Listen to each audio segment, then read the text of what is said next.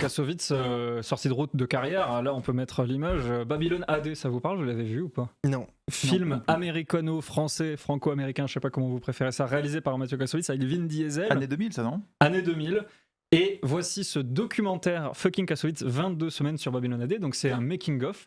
Mais le petit truc, c'est que le making-of de Fucking Kassovitz, c'est un making-of interdit.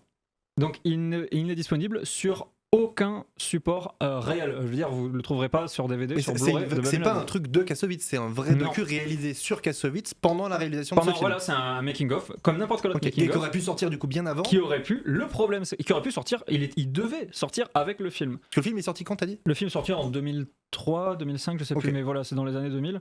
Et donc il est réapparu aujourd'hui. Alors il est réapparu, ça fait 8 ans qu'il est sur les réseaux, mais ce que je veux dire c'est que c'est un film interdit par le producteur, ça va jamais être vraiment diffusé. Fucking Kassovitz, ça raconte donc l'histoire d'un désastre. Beaucoup d'ambition de Kassovitz pour faire un film incroyable, et c'est vrai quand tu vois ce qu'il avait en tête, c'était impressionnant. Il travaille avec des Américains, et là, ça part dans la sauce. Le début du documentaire, c'est d'ailleurs lui qui parle. Alors, je vais pas le mettre parce qu'il parle en anglais, donc vous allez pas forcément tout comprendre. Mais il parle à ses équipes, c'est à la fin du tournage, et il dit « Écoutez les gars, on est tous dans cette merde ensemble. Quand je demande à tout le monde qu'est-ce qui s'est mal passé, personne n'est capable de me dire où j'ai merdé. Mais on va devoir aller jusqu'au bout, malgré tout. Je pense qu'on fera un mauvais film. » Et il dit « I'm not Steven Spielberg, I'm not Orson Welles, I'm fucking Kassovitz. » Et c'est pour ça que ça s'appelle comme ça. C'est voilà, vous bossez avec moi, pas de bol les gars.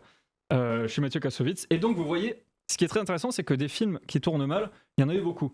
Par contre, des films qui tournent mal et que toute l'équipe s'en rend compte au moment où il s'est tourné, ça, par contre, il y en a peu. Ça, je sais pas, justement. Moi, je me demande toujours s'il n'y a pas des fois un je m'en foutisme général de gens qui prennent leur cachet et qui savent que.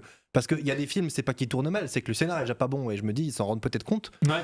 Là, ce que tu racontes, c'est qu'en fait, tout le monde pensait que c'est bien. C'est l'histoire d'une déception. C'est l'histoire d'une mauvaise coordination entre les équipes, entre les producteurs, entre le réalisateur qui n'a plus la main sur ses équipes. C'est le gros problème de toute façon des Français. Français à Hollywood. Le métier n'est pas le même. Un réalisateur en France, c'est pas du tout la même chose que. Enfin, ça a été dit et redit 1000 fois, mais à fait. C'est un employé un peu presque comme un autre à Hollywood, réalisateur, et c'est au service de plein d'autres gens. Et en France, il y a une toute puissance du réalisateur, surtout un mec comme Kassovitz qui, je pense, n'a pas beaucoup l'habitude de se plier aux désidératas des uns et des autres. Justement, tu le et vois, qui, à mon avis, a pu accéder à l'Amérique parce qu'il avait des succès. Et donc, du coup, il a dû penser qu'on venait le chercher pour ce qu'il était. Sauf que derrière, il y a quand même un système qui est souvent beaucoup plus fort que les individus. En fait, tu vois les producteurs qui disent I love you Kassovitz, et puis en même temps on fait pas ça. Exemple très prenant, la scène de fin qui était censée être vraiment le truc de ouf, ce qui se passait dans New York futuriste. Déjà il a plus de décor futuriste, je ne sais pas pourquoi les équipes décors n'ont pas fait leur travail. Il devait avoir des voitures, j'essaie de retrouver, voilà, il devait avoir des voitures futuristes parce que c'est un film de science-fiction. Et les équipes lui disent en fait on n'a pas eu le temps, donc on a des R5. Non, c'est ça, on vous propose des Peugeot et des Skoda. Il dit mais les gars, c'est déjà non. Et puis c'est un film qui se passe aux États-Unis. Pourquoi il y a des Peugeot et des R5 dans le futur? Et c'est tout blanche, dégueulasse. C'est un message d'espoir pour les marques françaises, je trouve. Si dans le futur elles ont conquéri la planète. Sauf que c'est pas ce qui était prévu. C'est juste un gros troll en fait. Il a été là-bas, il est français, on lui a mis des je sais pas. Mais est-ce que le film a bien marché au final? Non. Il n'a pas bien marché. Parce qu'il a été démonté par la critique avant. Le film n'est pas ouf en plus. Il a été démonté par la critique. Mais en fait, ce qu'on apprend dans ce documentaire, c'est très intéressant, c'est qu'au bout d'un moment, les Américains lui ont piqué le film. Ils ont mis même un autre réal. Et ils lui ont dit maintenant tu vas te coucher, quoi. Tu regardes juste ce qu'on appelle les combos, c'est les retours images. Et ça va se faire sans toi. Voilà, ça va se faire sans toi. Donc on voit vraiment un homme se faire déposséder de son œuvre et ensuite se faire chier dessus. Donc c'est super intéressant. Pourtant, tu avais des idées incroyables. Ah oui, on voit aussi Vin Diesel qui est une tête de con. Là, si vous aviez un doute, il a fait exprès de pas se préparer. Donc à cause de lui, tu as des cascadeurs qui se sont cassés la gueule violemment. Après. Bon, je dis pas que le film aurait été un grand succès et critique et public si il avait tout réalisé, Kassovitz, mais on voit les erreurs qui ont été commises et on voit que surtout, Kassovitz n'est pas un réalisateur qui est taillé pour Hollywood. En vrai, je trouve que maintenant, il y a tellement de manières différentes de réaliser. Je me dis, c'est pas du tout le même métier de faire un film qui raconte une histoire et un blockbuster. C'est plus du tout la même chose. Enfin, à un moment, il faut qu'on réinvente des mots pour définir les métiers du cinéma parce que c'est deux métiers qui n'ont absolument plus rien à voir. Ça devient d'une technicité absolument incroyable de réaliser un blockbuster à effet, alors que ça reste le métier d'avant de réaliser un film qui raconte une histoire. Enfin, et on appelle ça pareil, alors que ce sont des métiers qui n'ont absolument rien à voir. Et ben, c'est clair. Et puis voilà, donc là, regardez, là, c'est quand Matthew Kassovitz il pète un plomb. Il dit bah regardez, je vais faire les effets spéciaux moi-même. Il fait brûler, il fait brûler un truc et il dit bah regardez, voilà, je vais mettre.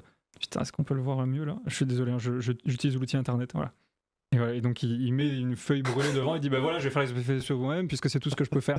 Donc il est juste voilà, il dit regardez, zoom, boum. Mais pour le coup, je pense que ça arrive assez souvent dans les productions quand ça fonctionne pas avec un réalisateur, c'est qu'il faut le changer, la production étant plus forte que l'œuvre. C'est ça.